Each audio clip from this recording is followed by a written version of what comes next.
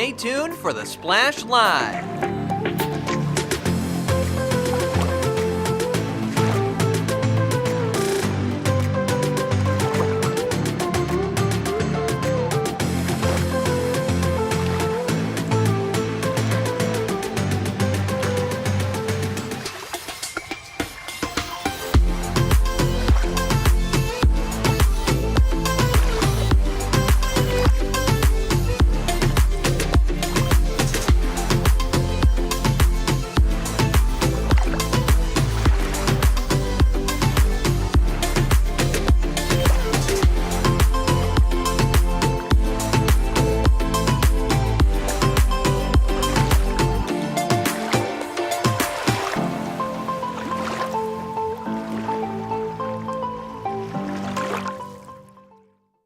It's time for the Splash Live from Civic Center TV, featuring stories from and about people like you in the Greater West Bloomfield area.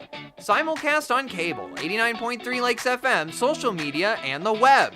Now live from Green Media Center on Walnut Lake Road, it's the Splash Live. Live, local, social, it's the Splash Live on Civic Center TV and 89.3 Lakes FM. Thank you so much for joining us. I'm your host, Kevin McIntosh. Our top story, Oakland County Executive Dave Coulter delivered his 6th State of the County address at the Berman Center for the Performing Arts in West Bloomfield on Wednesday evening. And reporting live on location to give us a little bit more details is Civic Center TV's very own Jake Schaff. Hey, Kevin, good morning. Glad to be here with you today on this kind of cloudy, rainy morning here in West Bloomfield. But yes, I am live right outside of the Berman Center at the J in West Bloomfield, where last night the biggest event all throughout Oakland County took place as Dave Coulter, Oakland County Executive, did in fact give his State of the County address, where he covered a wide variety of topics from the transit systems to Project Diamond to helping small businesses, helping families. There was something for everybody. And everybody was at this event last night. A lot of big names from right here in West Bloomfield and all throughout Oakland County. And I was there, too, to capture everything. I got a chance to speak with a lot of great people last night to hear their thoughts on Dave Coulter's speech and what it means for the future of Oakland County. I was absolutely amazed and gratified to hear Dave talk about the many accomplishments that Oakland County has achieved and where we're going in the future. We are, it just seems like we're building on our future. He set a good foundation. He has everyone working together, and Oakland has benefited from it. The citizens of Oakland, the economy, our credit rating. It is the place where people want to come and live. I think there was a lot of good ideas. There's the redevelopment, there's the housing, there's the focus on health and mental health, all of the things that really make a county a good place to live.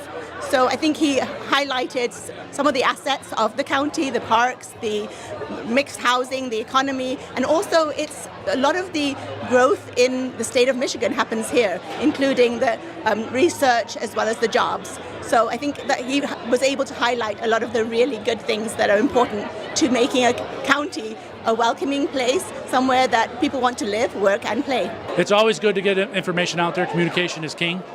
It's one of the things that's very difficult to do in organizations or communities or governments this size, is getting the word out, right? I mean, we're 1.2 million people in Oakland County. We had 650 people here, right? And hopefully from what you put out there, we'll reach more people and more people. So getting the word on what's going on in Oakland County, good or bad, it's good for people to understand what's going on. Dave Coulter's speech covered a variety of topics, from mental health to transit programs to the work of Project Diamond, meaning there was something for everybody in the crowd to take away and reflect on.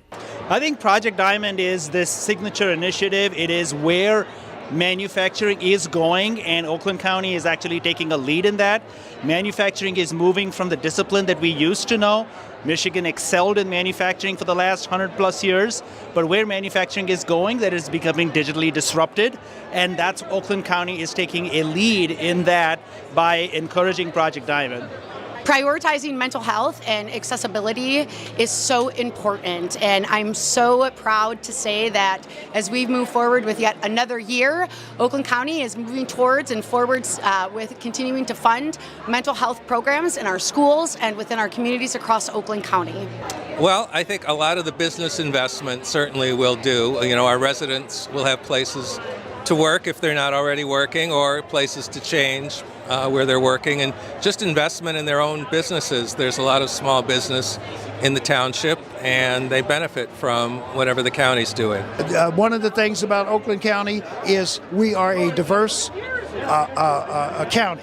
And we value, it has benefited us greatly with the talent, the expertise of the citizens that we have here, and the way everyone appears to get along pretty well, regardless, and that is wonderful. What do you hope people take away from tonight as they're looking towards the future here in Oakland County? We're always moving forwards, always looking for new ways to be innovative and meeting the needs of residents across Oakland County. Lots of great words to be said from everybody here at this event last night, all throughout Oakland County. And there were some great words from Dave Coulter himself. I had a chance to speak with him one-on-one to get his thoughts on what he sees for the future of Oakland County and what he sees that could benefit everybody throughout the county and all throughout West Bloomfield and beyond. These are not normal times, and I thought the speech couldn't be a normal speech. You can't talk about what's happening in the county without talking about what's happening in the world and the anxiety and the tumult that people are feeling. And so I wanted to address that, not in a negative way or a depressing way, but to say it is possible for a local government to stretch itself to do things it might not do in other normal times to help its residents. And I tried to lay out just some examples of ways that I think that county government can move beyond what people might expect during times that demand it. You also talked about the transit system quite a bit. That's been a project that you guys have been working on all throughout the last year. How do you think that's had a real impact on Oakland County? Well, even if you weren't a transit advocate before the voters passed it, the statistics speak for themselves, right? 60% ridership increase in the west part of the county, 76% to Novi. I mean, the statistics speak for themselves. People and 400 new bus drivers. If you create the system, people will use it. The other one I would mention that I think is important, I've talked a lot about it, is our small businesses. You know, more than 90% of businesses in Oakland County are small businesses. So we have leaned in during the COVID, before COVID, during COVID, and after COVID, trying to be creative and innovative about how we reach them, what services we give them, and what support they need to be successful. What do you hope are the biggest takeaways that everyone will leave here with tonight in terms of looking for the future? That we can have change without chaos. That just because we're going through another period in our history of disruption and transformation, it doesn't have to be destructive. We don't have to tear each other down in order to build ourselves up. That we can do this together. We've done it before in this country. We're in another period of time, in my opinion, where we need to do it again. And I hope Oakland County shows the world that you can do it. Really appreciate Oakland County Executive Dave Coulter for his time and speaking with me one-on-one.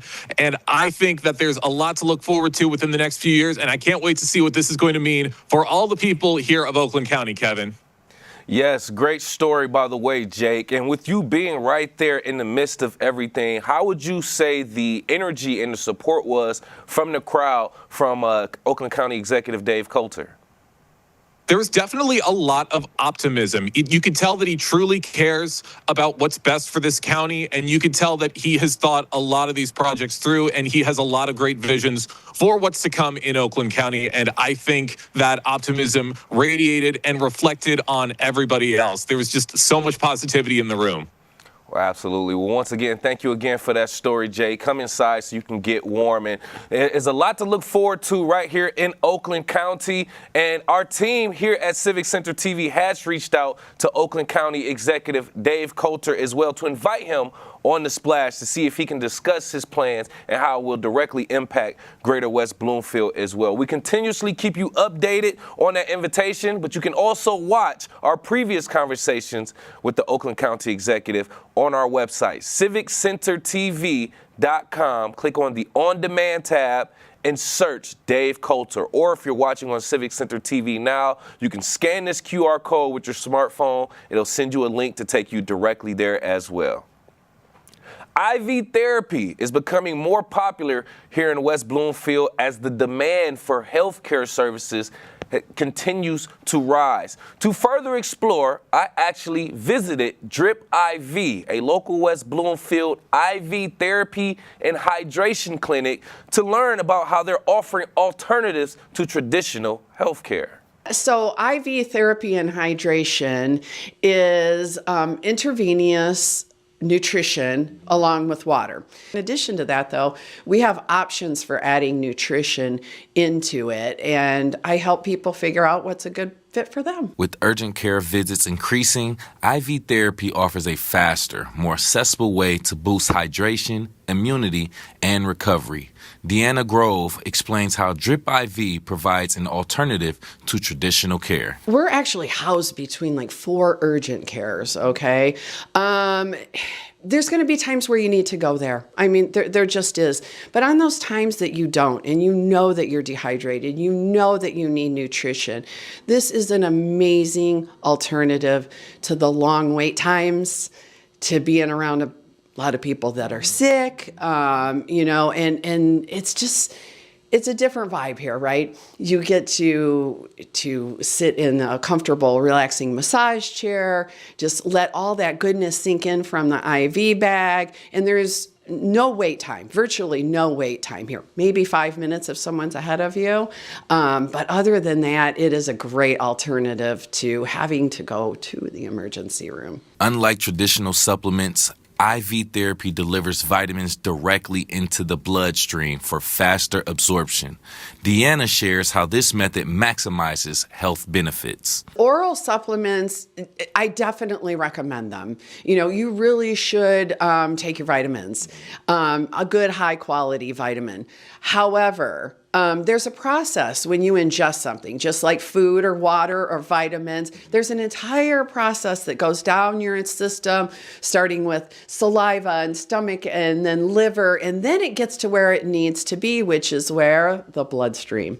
So we bypass all of that and go right to the bloodstream, which is why you leave here feeling amazing. Since opening in West Bloomfield, Drip IV has been growing interest in its wellness services. We also discussed the community's response to this alternative health option. Oh my goodness, the community has responded so well. We have so many family members, even husband and wives, couples that will come here on a monthly basis. We were actually just featured in the West Bloomfield City Lifestyle magazine. These are 2 of our favorite clients that come in, and they just spend family time together.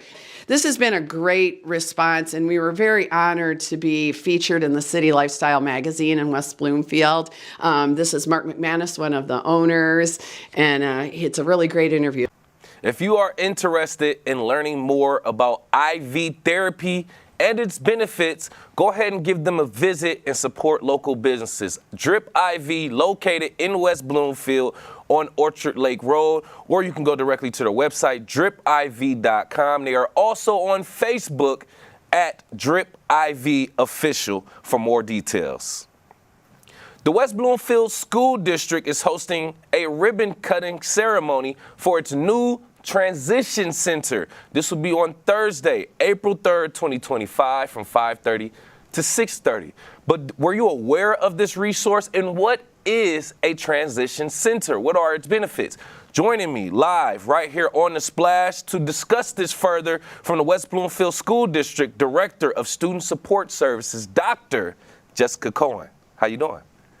Good morning. Thank you for having me today. Yeah, and I addressed you correctly. I saw PhD doctor, correct? Yeah, thanks. You can call me Jessica, though. I always like to put respect out there. So I'm out of my own curiosity, and for our audience who may not be aware, what is the West Bloomfield School District Transition Center? Great question.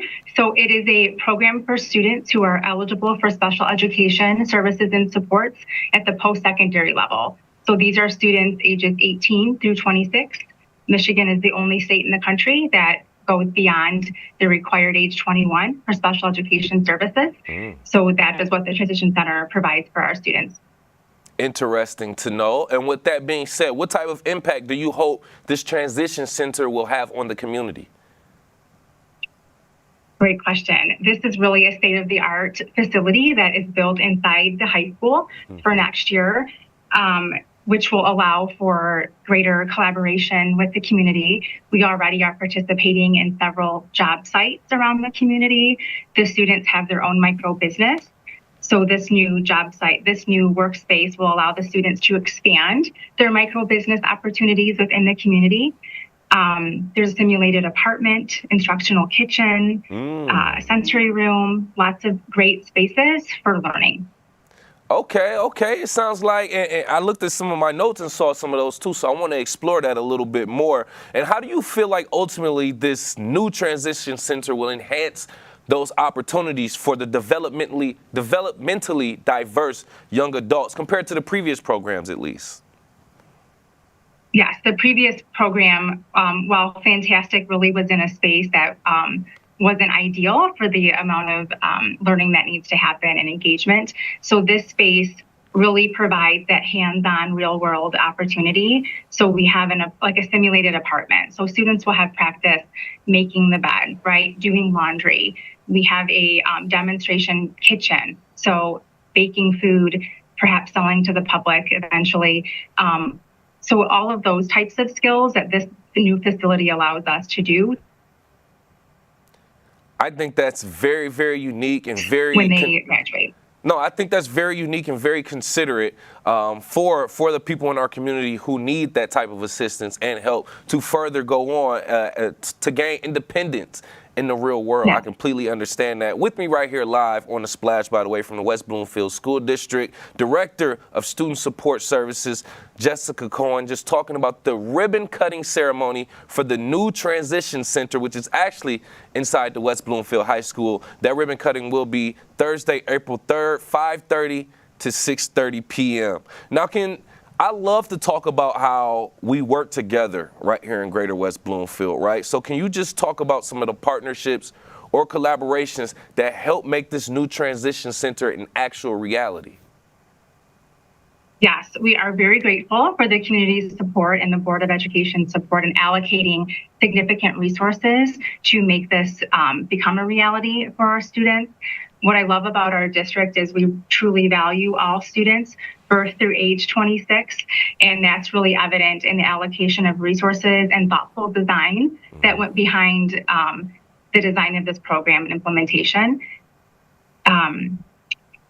So yeah, that we're really excited about that and feel that we're just very grateful for the space. It really, I think, shows the value and that, aligns with our strategic plan and our priority objectives to have everything be meaningful, inclusive, and engaging for our students, no matter their learning environment, age, or disability or ability level. Correct. It's a collaborative effort from all parties involved who want to have a footprint in helping, like we said, the next generation of young adults reach that independence in their adult lives. So love to hear it and see it ultimately. How do you see this Transition Center and the programs evolving in the future to help accommodate the needs of the West Bloomfield community? I would love to see increased partnerships with our community. We already have several job sites where our adult learners go and work during the day. So I do think that with the increased space, there are opportunities for different job skills practice. And then even bringing community members in. We do have that demonstration kitchen, which is a new feature. So I can envision all kinds of community partnerships with that space. We have a service window for sales, so we'll be able to invite community members up to purchase our wares that the students make. Nice. So that would be another opportunity for increased engagement. Yeah, and I like that. And that's another opportunity for people to support. And with that being said, are there any other ways that students, parents, staff, or just the community in general can support this new Transition Center? The students are already selling their candles and their jewelry, so that's a great way to support, this grassroots kind of organization and micro business. And coming out to the ribbon cutting would be great, really, and getting to know our students and what they have to offer the community is another fantastic way to support. Perfect. Well, you'll get all the support from us here at Civic Center TV. We'll continuously spread the word, and more than likely, we will see you out there as well. Once again, with us right here live on The Splash from the West Bloomfield School District, Director of Student Support Services, Jessica Cohen. Thank you so much for your time and information.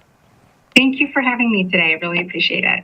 We appreciate you continuously talking about different things and resources that are happening and growing right here in Greater West Bloomfield. We love to be able to provide that information to our community. And we'll continuously keep you updated with things going on as well.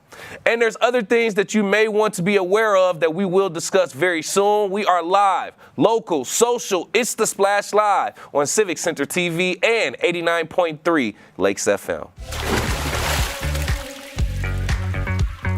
We'll be right back with The Splash Live.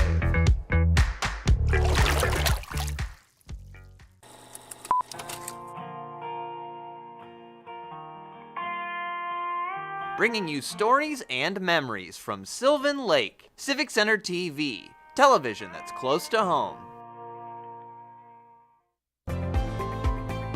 If a fire broke out tonight while you were sleeping, would you and your loved ones be able to get out safely?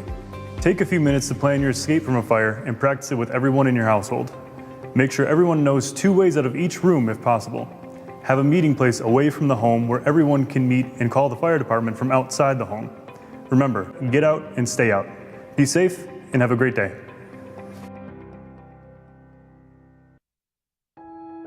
I get around primarily by bicycle.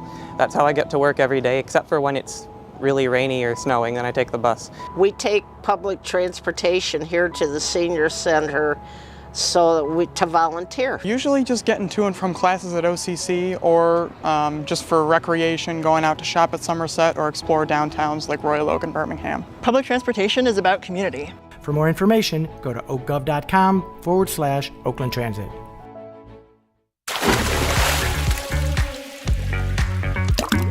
And now, back to The Splash, live. Live, local, social, it's The Splash Live on Civic Center TV and 89.3 Lakes FM. Thank you for being here. I'm your host, Kevin McIntosh. And in celebration of Women's History Month, a pioneer for women's rights will be speaking at the Bloomfield Township Library on Wednesday, March 26th at 1 p.m. for an event hosted by the League of Women's Voters of Oakland County. The event will provide insights into women's leadership, empowerment, and an ongoing fight for gender inequality. I actually recently spoke with Ann Doyle, author and podcast producer, who will be the keynote speaker to talk about her books as well as why she feels women's leadership has evolved over the past few years. First, like I said, you're an author, right? So I want to talk about your book. March is also Reading Month, so let's highlight that. Your book, Powering Up: How America's Women Achievers Became Leaders, serves as a guide for high-achieving women who aspire to leadership roles. Can you just talk about what inspired you, first and foremost, to even write this book? Sure. Kevin, I'm a part of that generation of women who came of age, came out of the universities and moved into the workforce in the early 1970s, really at the height of the women's movement. And I've seen tremendous change in terms of opportunities for women and people of color over the last 5 decades. But what inspired me to write my book, it came out in 2011, the very first time. It's been updated 2 times, and people are telling me I need to update it again. But what inspired me to write it was the fact that for about 30 or 40 years, we saw tremendous movement in terms of women and people of color moving into jobs, economic opportunities that really had been padlocked for centuries. And so we saw tremendous progress, the first. But after a while, what happened was we started seeing the middle getting bigger and bigger, more women, let's say specifically in the doctors and lawyers and MBAs, but in middle management. But what we weren't seeing is women going anywhere they hadn't already been, and that was into cracking leadership. So I'm a former journalist. And that was the question I asked myself, is why are women stalled, and what is it going to take now for all these highly educated, professionally experienced women to move into leadership? And that's the research I did, and that's why I wrote the book. Nice, nice. Love the backstory behind that, and love how you just spoke on, you wrote the book in 2011, but you also made some changes as time have changed a lot since then also. And with that being said, I want to speak on that. You spoke on it briefly as well. How have you seen women's leadership evolve over the past few decades, if you don't mind? Well, I would say that we have seen tremendous progress in leadership in terms of, now you have more women in the United States Senate, more women in Congress. We've had 2 women who actually were chosen by a major political party to run for president of the United States. And even the tremendous growth we've seen in terms of women's sports. I love the story about the West Bloomfield Lakers, but what's happening in terms of the WNBA and all of that, that's all about leadership, because sports is a grooming place for women and men, to move into leadership roles. But I also want to say at this moment, I feel that we are not only stalled, but I never thought I would live long enough to unfortunately see women starting to slip backwards. And I feel very strongly that this is a moment for us to be very, very conscious and courageous about the importance of continuing to raise our voices in terms of the importance of diverse leadership to make very good decisions for our country. Very, very well said, very well spoken. And I want to kind of dig into the importance of Women's History Month. Why is it important for communities as a whole, specifically right here in Greater West Bloomfield, to celebrate and reflect on women's contributions? Well, I think one of the reasons is because women's history has not been written. And it's very, very important for young people growing up, to see role models of people who look like them, who have achieved great things. And women have achieved great things, but those stories have not been told. And so I'm very happy that finally there is going to be a Smithsonian Women's History Museum on the Mall in Washington, D.C. That's been in the works for a very, very long time. And it's finally, I'm probably going to live long enough to see that happen. But I think the most important part of that for me is really for our next generation of young people to understand that the history we've been taught in school isn't the full story. And we want all of our children to know the full story. Great point, great point. As told by her story. I see what you did there. I caught on very easily. And with us right here, live on The Splash, author of Powering Up How America's Women Became Leaders and host of podcast Powering Up, Ann Doyle, just talking about speaking at the upcoming event Wednesday, March 26th at the Bloomfield Township Public Library, an event hosted by the League of Women's Voters of Oakland area. Now, I want to speak on this podcast very briefly, right? Your podcast, Power Up Women, explores women and power. Can you just talk about what are some of the most impactful conversations that you've had on that show? Well, I like to describe it, Kevin, as a cross-generational conversation about leadership, gender, and power. And so one of the things I really tried to do is to make sure that I'm talking to diverse leaders, also of very different generations, because we have a lot to learn from older women to younger women to us. Boy, there's so many impactful conversations, but Some that come to mind, Michigan Senator Mallory McMurrow speaking up in Lansing about the sexual harassment that was going on of other women legislators in Lansing.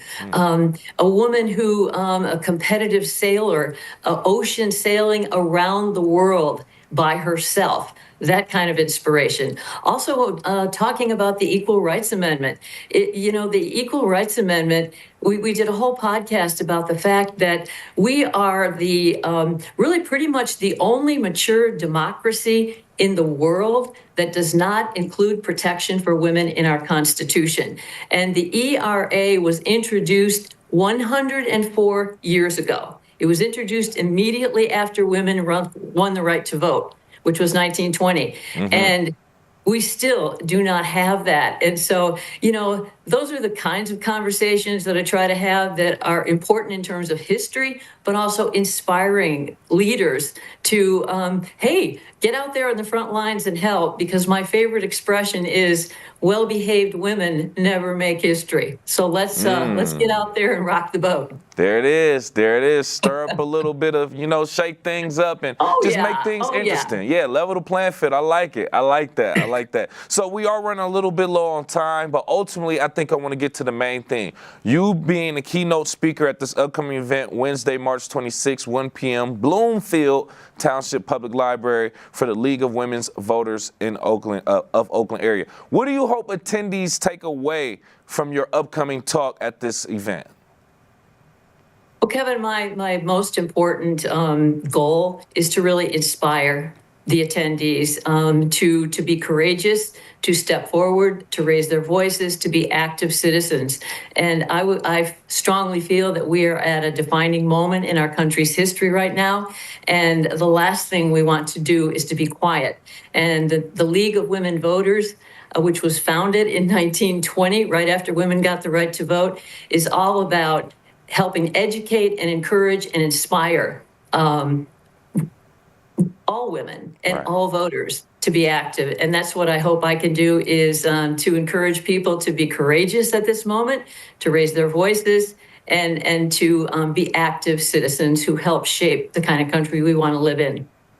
And we're hoping there's going to be a great turnout. A lot of people are going to take a lot of value in your words and your speech as well. Before we let you go, if you want to tell people how they can reach out to you, where they can listen and get to your podcast and things of that nature, please, the floor is yours.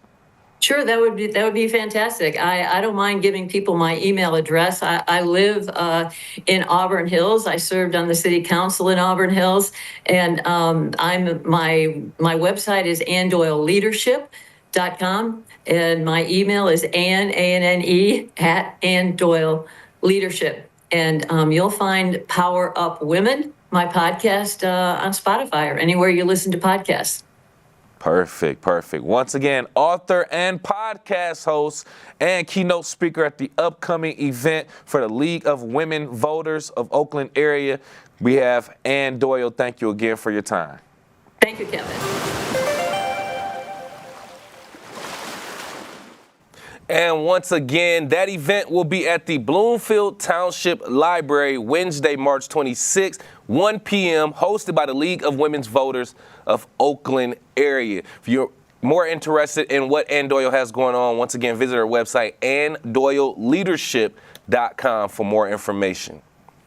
The West Bloomfield girls basketball team started off the season a little bit rough with a tough 1-4 start to eventually end the season currently 19-8 and reach the state semifinals for a fourth straight year. It is all planning due to the support of Coach Darren McAllister and the West Bloomfield High School athletic director. So joining us right here live on The Splash is the athletic director for West Bloomfield High School, Mr. Eric Pierce. Thank you for being here, sir.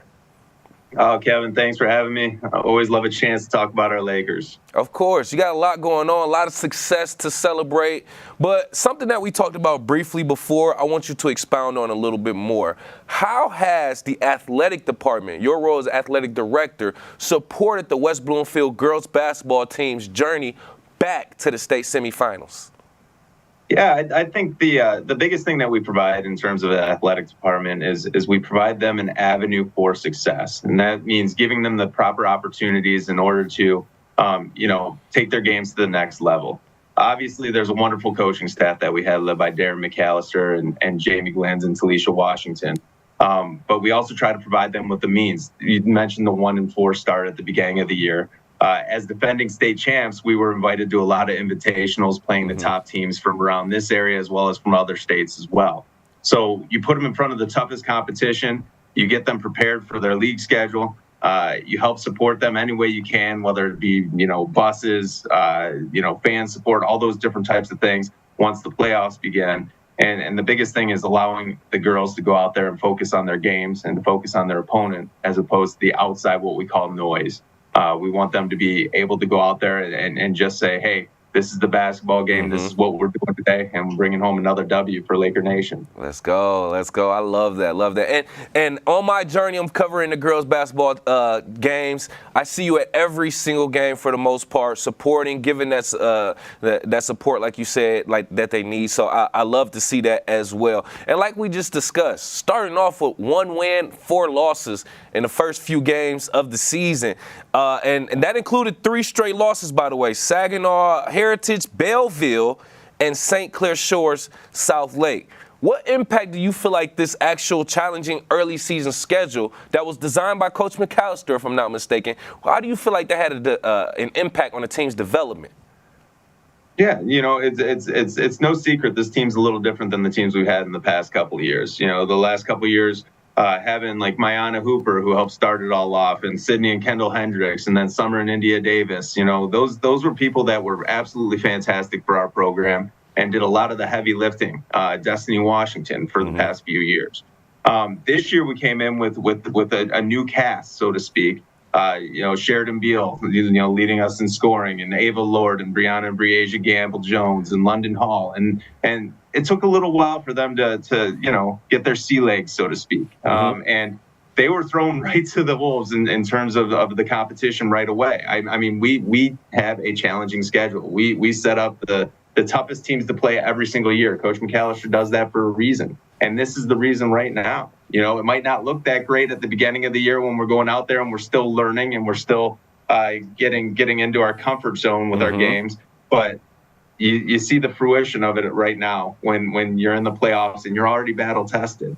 So these young ladies, I tell you, the grind that they go through, seeing them in practice every single day and seeing how hard they work, watching them develop through the year. There was a point in time where we were playing Cass Tech in the middle of the season, and it was actually at our MLK Classic, and I looked at them like, wow, they're getting it. They are getting it right now. This is fantastic. They're coming together, and just to see them continue to develop and continue to improve, and all the way through the last quarterfinal game that we had against Utica Ford this last Tuesday, to see them go out in a dominating fashion to a team that was 24-2 before they came in there, and then beat them by 15. That's amazing progression, amazing development. I tip my cap to the coaching staff. That's wonderful. But most importantly, the girls have done it themselves. These young ladies, they work. I'm telling, those practices are intense. As they should be, because you want to be battle tested for these big events and these big stages like the semifinals right here, well, in East Lansing, I should say, at the Breslin Center. Now, I want to talk about something very briefly, right? Belleville being one of those beginning losses earlier in the season. It was a tough loss.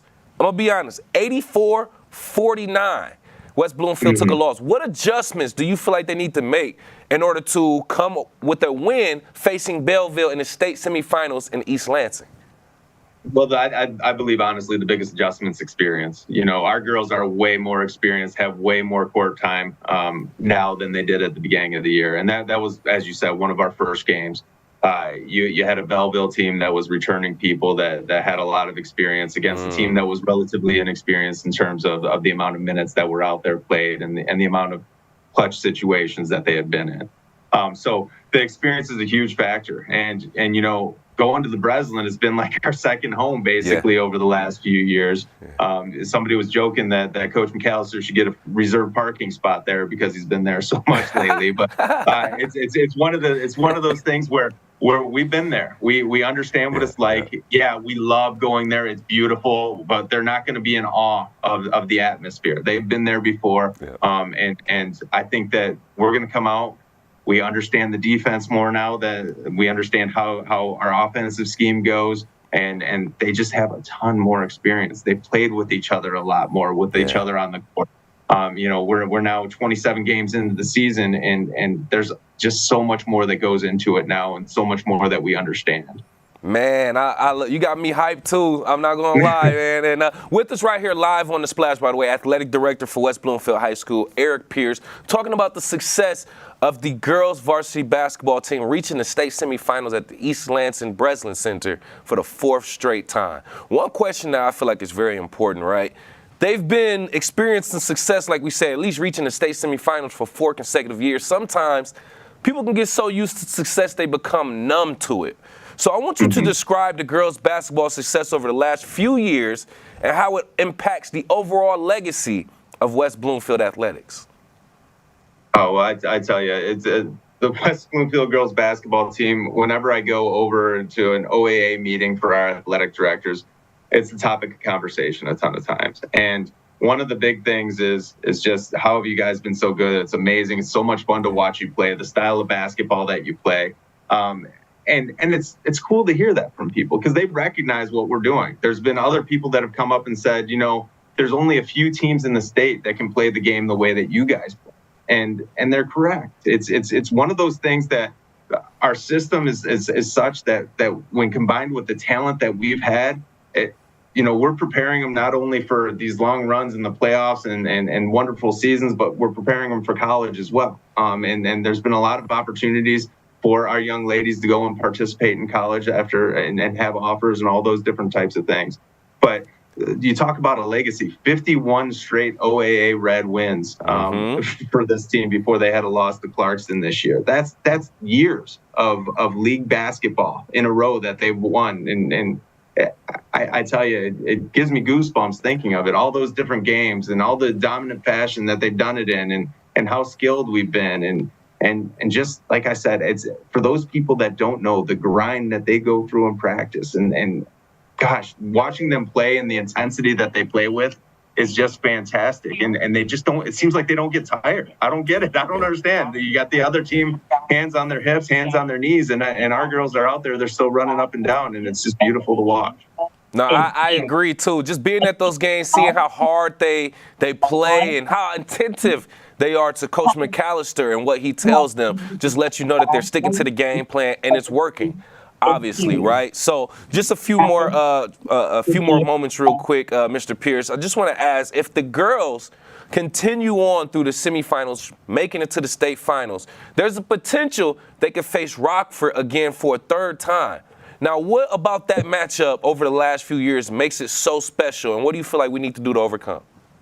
Well, Rockford's we've actually played them. It was the semifinals the first year we won the state title. Then we played them in the finals the year after, and then the semifinals again last year. So 2 wins, 1 loss against Rockford when it comes down to the last 3 years. The big thing about Rockford is they wonderfully coached team. They really are. They're fantastic. I love watching them play. They're one of the few teams that over the past few years can keep up with us in terms of pressuring the ball and reacting to things we could throw on them on offense, and actually scheme a little bit to score a little against our defense, which is very tough to do. And the other thing about Rockford is they bring the fans, they bring the community, and it becomes an electric atmosphere for them. So one of the biggest things is we need all of Laker Nation to come out and support these young ladies as they go out there. It's a pleasure. They're representing the community. They're doing things right. And I tell you, they're a great group of young women that are out there, and I'm so proud of them. And just everything they've overcome.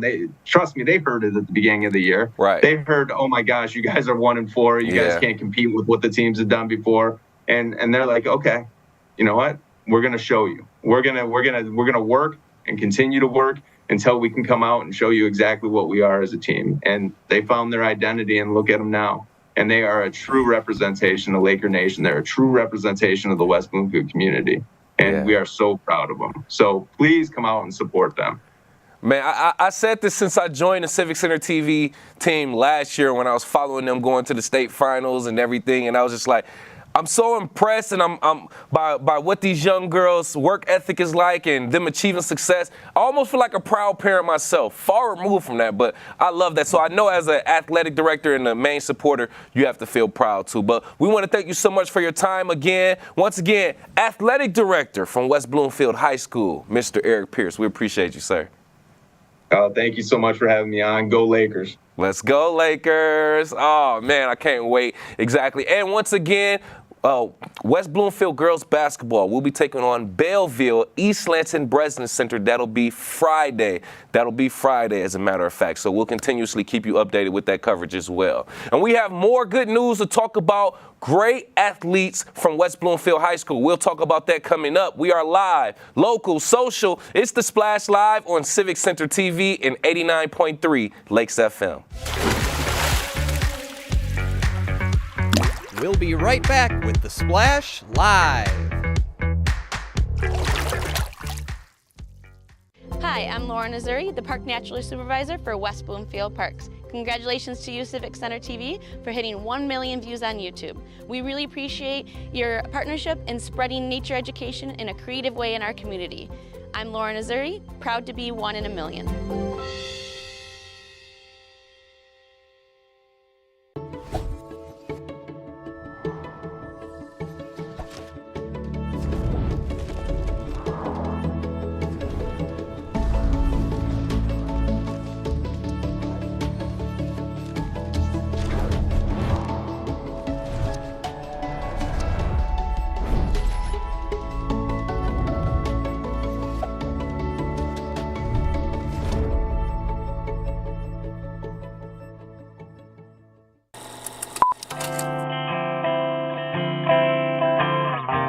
Bringing you stories and memories from Orchard Lake. Civic Center TV, television that's close to home.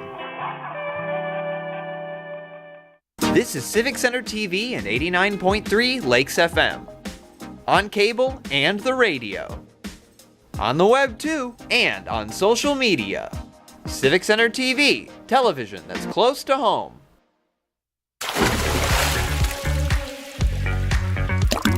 And now, back to The Splash, live. Live, local, social, it's The Splash Live on Civic Center TV and 89.3 Lakes FM. Thank you for being here. I'm your host, Kevin McIntosh. More greatness out of West Bloomfield High School as West Bloomfield High School's snowboarding team recently finished second in the state at the competition held at Treetops in Gaylord, with a few actual individual players placing at the individual state meet. Liam Gillen placing 6th and Tyler Pomeroy placing 4th in that competition. So it's only right to join us right here live on The Splash to talk a little bit more about this experience. We have West Bloomfield High School student and snowboarder Tyler Pomeroy and West Bloomfield snowboarding coach Cody Anderson. Thank you both for being here. Hey, thanks for having us. We appreciate it. More champions, more winners from West Bloomfield High School right here on The Splash. Now, Tyler, I want to start with you just to get your reactions overall. What does it mean to you and your team to finish second in the state? Well, to finish second in the state, it definitely feels great. That's my first time ever placing in states like that ever. I've only raced 3 years, but with those 3 years, my freshman year, we made it to states. That was pretty cool. The girls won, but it was definitely great to have the boys win and make it all the way there. Man, that got to be pretty sweet. Like you said, only 3 years, already placing, making great accomplishments, and bringing a great legacy right to West Bloomfield High School on the snowboarding team. Asking you again, Tyler, you individually placed 4th at the state meet. A great accomplishment, by the way. Congratulations. What was the biggest challenge for you that you faced on that course in Gaylord? The biggest challenge definitely had to be that I wasn't used to the course. I never raced before, and I got up there, no practice, had to just kind of go in and take the practice slips and just deal with what I had and make it work. So I went in there, did good, and had the result that I got. Getting straight out there with no practice sounds crazy. I'm going to be honest. I don't care what sport it is. Just to get out there and perform with no practice and actually do well speaks volumes to your athleticism. So congratulations again, Tyler. Coach, I got something for you also. You're managing this team, the snowboarding team in West Bloomfield High School, which, relatively speaking, is a smaller team compared to other local teams, only 8 members.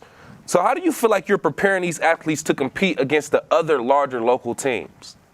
Well, honestly, it's we put forth more effort. We spend more time at the hill. We do more practices than most of the other teams, and we just really try to put in the work. My theory behind coaching has always been, the most important 3 things. Everybody's got to be safe, well, as safe as you can for Bordercross, right? Mm-hmm. Everybody's got to learn something and have fun. So, just trying to have everybody on a snowboard, and the best kids are always the kids that spend the most time on the board. I know Tyler said that he didn't have any practice. What he meant was he didn't have any practice on that course, because we rode a bunch this year. There you go. Okay, clarification, but still, it just goes to show like how you mentally prepared yourself for a new course you had no experience with, and like I said, that just speaks volume to the coaching as well. I want to say, with that being said, and Coach, you've been a major influence on this program throughout the years. How do you feel like you've seen this team, the overall snowboarding program, evolve over the years?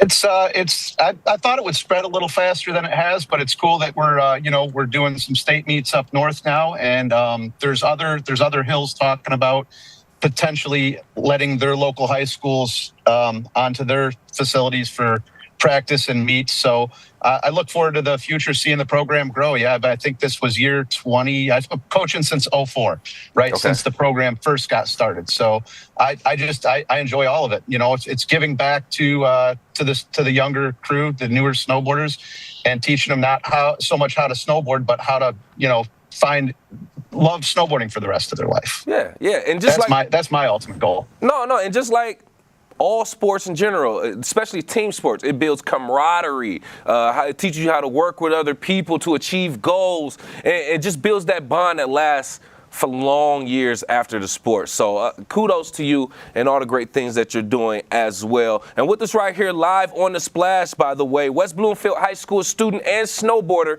Tyler Pomeroy and West Bloomfield snowboarding coach Cody Anderson, just talking about the team placing second in the state meet recently, and Tyler also placing 4th in the individual meet. Now, Tyler, asking you, why do you feel like being part of the snowboarding team has shaped you as an athlete? It's shaped me as an athlete because it's definitely given me leadership. I think this season I had to step up and at my V1 spot, which is the highest spot that I can race at, I really had to show the younger kids how to race and give them tips and tricks. And I also think it helped me just stay strong. Even when I hurt my legs, or my legs were hurting, I just had to fight through it. And I think that's part of my athleticism. And yeah. No, I completely understand that. Now, the season, if I'm not mistaken, is already done now, with that being said. Now, what were some of your major takeaways now that you reflect on this past season? Some major takeaways were definitely my team and my coaches. I definitely love my coaches and my team. I'm going to miss them a lot. And just everything that we've been through, making it all the way to states. I love it. And yeah. Perfect. And as we get to wrap up, Coach, just going to you, for anybody watching, listening, who may be interested in joining the snowboarding team or want to know more information, how do they do so? Reach out to your school's AD. I would say, especially for the schools that don't have a team, reach out to your AD. Say, hey, we'd like to put together a snowboard team. It's 20 years. We've had teams for 20 years doing it, and let's put a program together for our school or our district and try to get more, more people, more kids, more coaches involved. Yeah. Yeah, well said. And like you said, if they are interested, reach out to your athletic director at your school and find out what would be necessary for that. But congratulations again to you both on your success. And once again, right here live on The Splash, West Bloomfield High School student and snowboarder Tyler Pomeroy and West Bloomfield snowboarding coach Cody Anderson. We appreciate both of your time. Hey, thanks for having us. Yeah, thank you.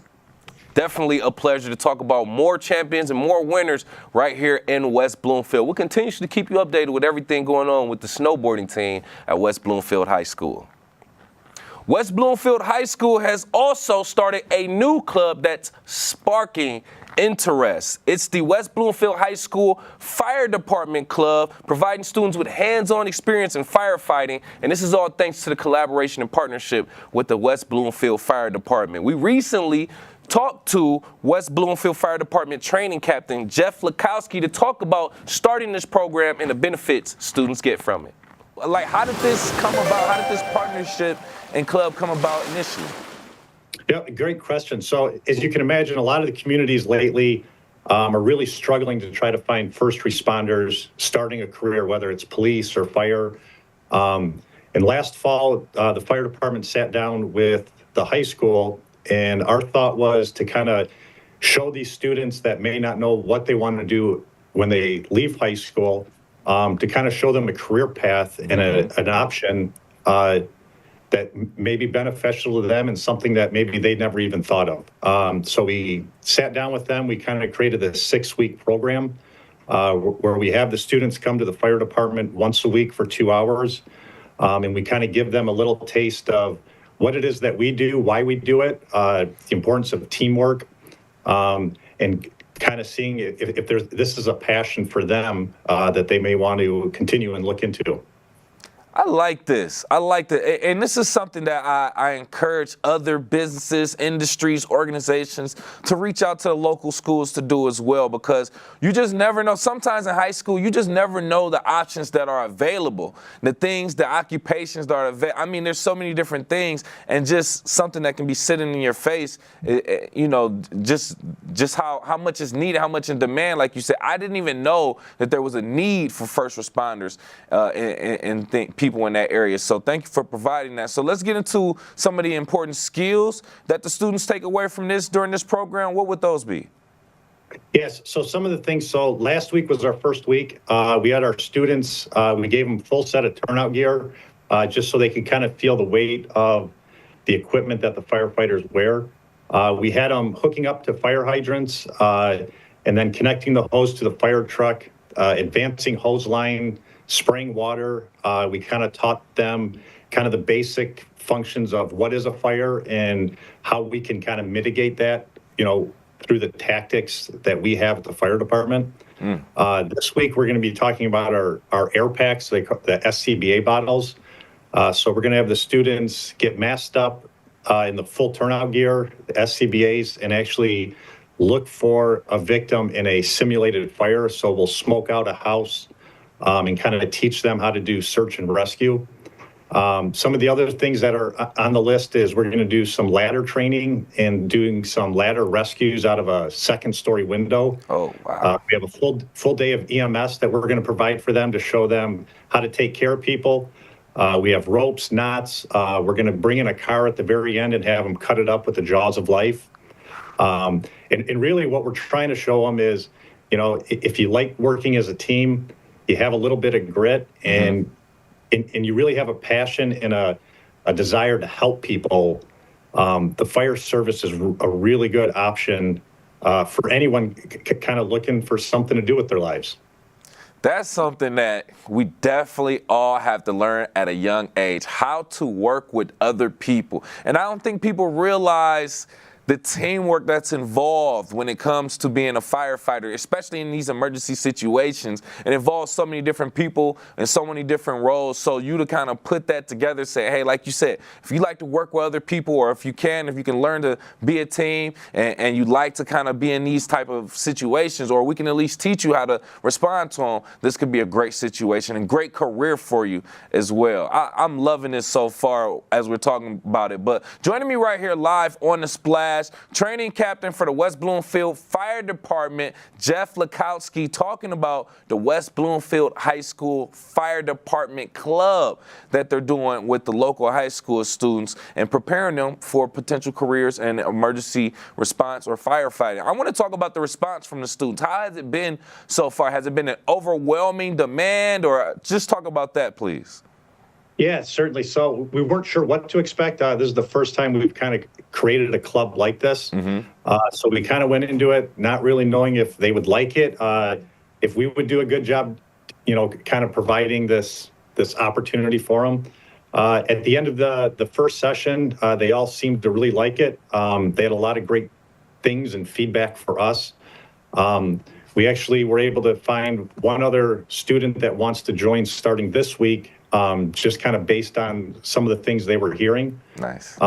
So I really think at the end of this, our hope is that we can continue this year after year, maybe offer it twice in a school year, and really kind of get some interest. And really, even if they decide not to become firefighters, kind of give them a little appreciation for what some of the people do out there for our communities and just for each other. Great information about a great program right here at West Bloomfield High School, giving the young adults an opportunity to explore other careers. You can find out more about the West Bloomfield Fire Club on the Facebook page of the West Bloomfield Fire Department at WB Fire Department on Facebook for more information. And regarding the West Bloomfield girls varsity basketball team, who will be in the state semifinals, that'll be tomorrow facing Belleville in East Lansing at the Breslin Center, we have a special QR code for you. Get that smartphone out if you're watching on Civic Center TV. Scan this QR code, it'll take you to a special web page for all the exclusive coverage of the West Bloomfield girls basketball team. That code is right there on your screen. Scan that and they'll send you directly to that link for all the information and game coverage that we have on Civic Center TV. I'm your host, Kevin McIntosh. Appreciate you so much for being here. Per usual, we're live, local, social. It's the Splash Live on Civic Center TV and 89.3 Lakes FM.